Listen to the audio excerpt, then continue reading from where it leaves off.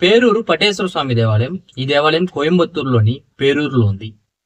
ఈ దేవాలయాన్ని చోళరాజులైన కరికాల చోళుడు 2వ శతాబ్దంలో నిర్మించాడు. ఈ దేవాలయానికి ఒక పురాణ కథ ఉంది. ఒకప్పుడు ఇక్కడ ఒక కామధేను ఒక లేగదూడ నివసిస్తూ ఉండేవి. అవి ప్రతిరోజు స్వామివారికి పూజ చేసుకుంటూ ఉండేవి. స్వామివారు ఇక్కడ ఒక పుట్టలో ఉండేవారు, స్వయంగా వెలిశారు. సో ఒకరోజు అనుకోకుండా కామధేను ఒక లేగదూడ పుట్టకి తగలడం వల్ల ఆ పుట్టలో నుంచి స్వామివారు ప్రత్యక్షమై కామధేనుని నీకు ఏ వరం కావాలో కోరుకోమని అడిగారు.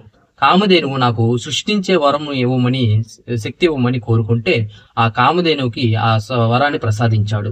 కామధేనువు ఒక పటేశపురం అనే ఊరిని సృష్టించింది. దాని తర్వాత కరికాల రాజు ఈ దేవాలయాన్ని నిర్మించాడు. విజయనగర రాజులు, మధురై రాజులు ఈ దేవాలయాన్ని అభివృద్ధిపరిచారు. ఈ దేవాలయంలో ఆకర్షణీయమైనది కనక మండపం.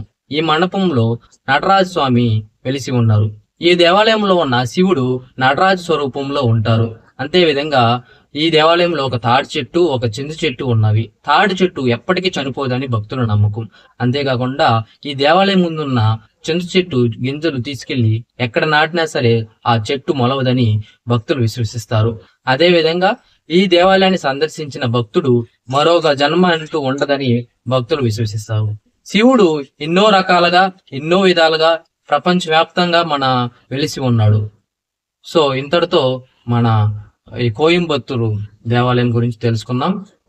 మరుసటి రోజు మరొక దేవాలయం గురించి తెలుసుకుందాం. ఇంతటితో సమాప్తం.